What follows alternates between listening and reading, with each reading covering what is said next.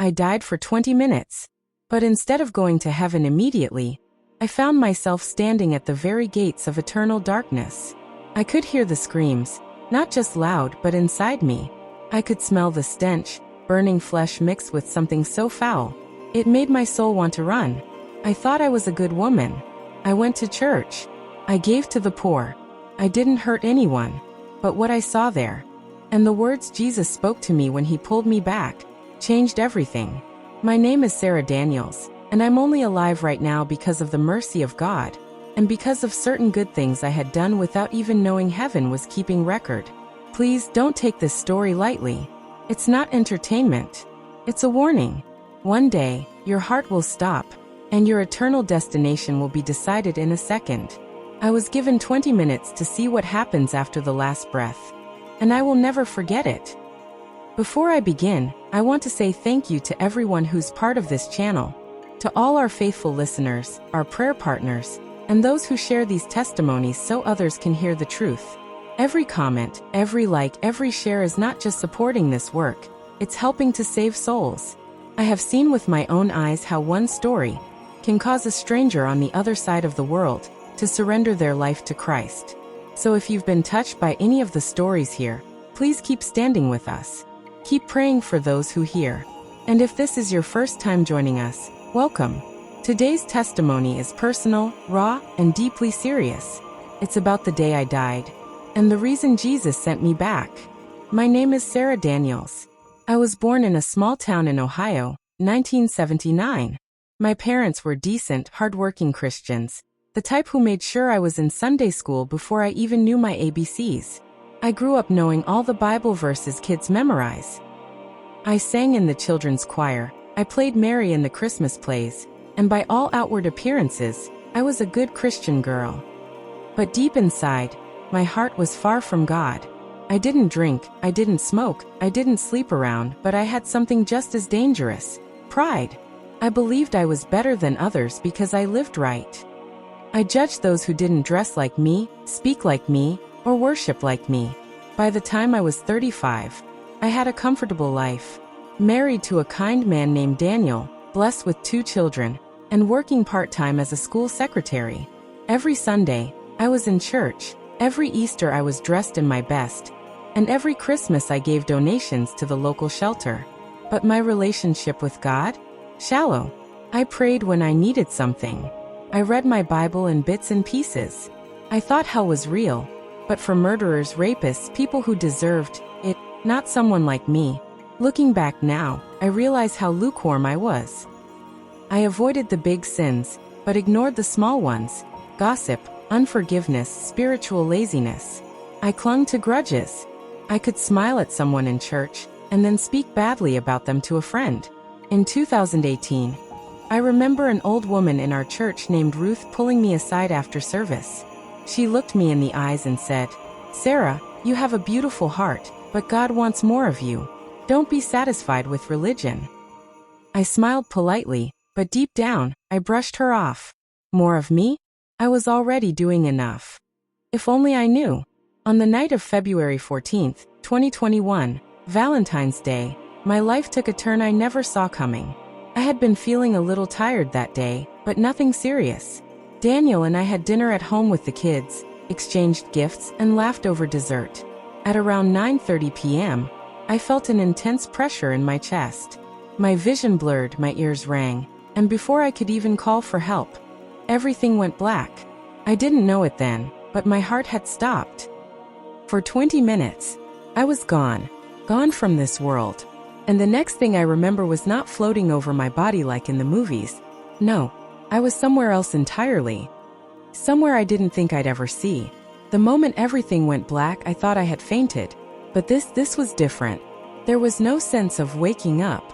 I didn't feel my bed, my husband's arms, or hear my children calling. I opened my eyes, but it was like my eyelids didn't matter. There was nothing but darkness. Thick, suffocating darkness. It wasn't empty. No, it was alive. I could feel it pressing against me, wrapping around me like cold, wet cloth. I couldn't see my hands, but I could feel my body, or what I thought was my body, drifting downward. Then I heard it. The sound of wailing. Not just crying but deep gut-wrenching screams that carried pain I didn't think was possible. And the worst part? I could tell these voices were not far away, they were all around me. A foul stench hit me next. Sulfur, like rotten eggs, but stronger, mixed with something metallic and bitter, like blood. My stomach turned. My heart, if I even had one at that moment, felt like it was being squeezed. I whispered into the darkness, "Jesus?" But my voice didn't echo. It just died in the air, swallowed by the void. The descent grew faster. The wails became screams. The screams turned into desperate shrieks. I started seeing faint, flickering glows. Not warm light, but fire. Fire that burned without giving comfort. In the dim light, I caught glimpses of faces. They were human, but twisted in agony. Eyes bulging, mouths open wide in screams, their skin charred yet never burning away completely. Some reached out their hands toward me. Their fingers gnarled, skin melting like wax, but no relief came to them. "Help me, please. Get me out," one man cried. His voice sounded like it had been ripped apart from centuries of screaming. I turned my head, but everywhere I looked there were more. Countless souls packed together in pits of fire, yet isolated in their torment. I could hear gnashing teeth, the sound of flesh tearing, and laughter. A cruel, mocking laughter that didn't sound human. Something moved in the shadows above the flames. Shapes tall, grotesque, hunched creatures with wings like torn leather, eyes glowing red, and claws that scraped against the stone. Every step they took left a trail of smoke. They were tormentors, I could feel it. One of them noticed me. It tilted its head, smiling in a way that made my soul want to flee from itself. Then it began to move toward me, its claws clicking against the ground. Panic surged through me. I screamed, "Jesus, please!" And that's when I realized my voice had power. The creature stopped, its smile fading, and the darkness around me began to tremble. Suddenly, a force pulled at me from above, like an invisible hand yanking me upward. I shot through the darkness, away from the creature, away from the fire, the screams fading but never disappearing from my memory. I thought I was safe, but where I was headed next would shake me even more. As I was being pulled upward, the oppressive heat faded, and the stench of sulfur was replaced by something I cannot fully describe, purity. It was like breathing for the first time. The darkness gave way to the faintest glow, and soon that glow became a brilliant light. But it wasn't like looking at the sun. This light didn't hurt my eyes. It wrapped around me like safety itself. I realized I was no longer drifting but standing. My feet felt firm beneath me, though I couldn't see any ground. Then, I saw him. Jesus. Not like in the paintings, not like in the children's storybooks. This was him in his glory. His robe was white beyond human whiteness. His eyes flames of love and truth, his face shining yet tender. The light wasn't just around him, it was him. I fell to my knees instantly. I couldn't stand in his presence.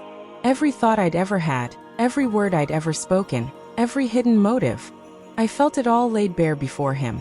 Tears poured down my face as I whispered, "Lord, I thought I was good. I thought I was safe." He knelt beside me, his hand resting gently on my shoulder. The touch was warm, yet it sent waves of power through my whole being. "My daughter," he said, and his voice was like music and thunder all at once. "You have done many good things. You have fed the hungry, cared for the weak, shown kindness when it was costly. These things are not forgotten. Heaven keeps record, even when you do them without knowing I am watching." I sobbed harder. Then why did I see hell? His eyes, filled with both love and grief, met mine. Because good works alone do not save. You cannot enter heaven without being born again, without knowing me, truly knowing me.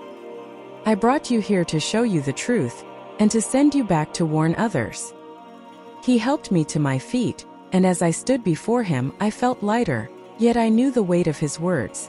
"Your time has not yet come," he continued. "Return and live not just in kindness but in holiness.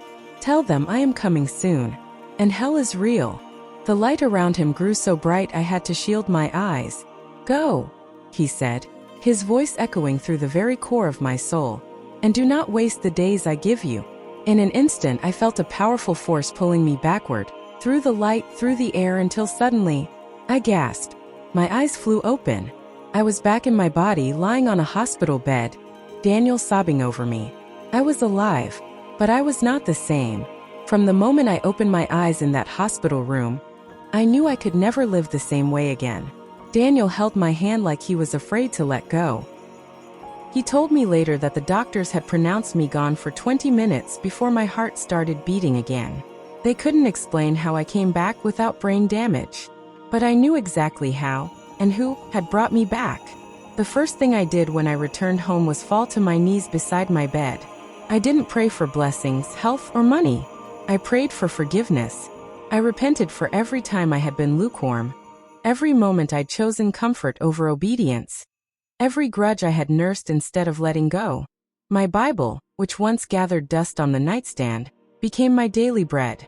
I started waking up early to pray, not because I had to, but because I wanted to hear His voice. I began to see people differently. The cashier at the store, the neighbor who never waved, the teenager with tattoos and a scowl. I saw them all as souls headed somewhere for eternity, and I couldn't stay silent anymore. I started visiting the local shelter, not just dropping off food but sitting with the people, listening to them, praying with them. At church, I stopped worrying about being seen and started focusing on truly serving. And perhaps most importantly, I forgave. The grudges, the hidden bitterness, I let them go. Because I knew I couldn't face Jesus again holding on to them. I came back from death with one truth burning in my heart. Kindness matters, holiness matters more, and Jesus must be known before it's too late. If you're hearing my voice right now, please understand. Hell is not a story to scare children. I saw it. I smelled it. I heard the screams. And I'm telling you, you don't want to go there. Good works are beautiful in God's sight, but without truly knowing Jesus, they will not save you. He is the only way. I came back with one urgent plea: don't wait.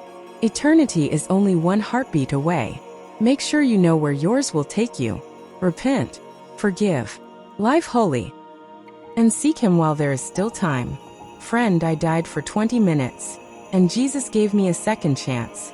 But you may not get one. Please, don't gamble with your soul. Do you believe hell is real? Have you ever had an experience that made you think about eternity? I'd love to hear your story in the comments below. It could help someone else find the truth. If this testimony touched you, share it. Let it reach someone who needs the warning. Thank you for listening. May God keep you safe and ready. Until next time, remember, eternity is closer than you think.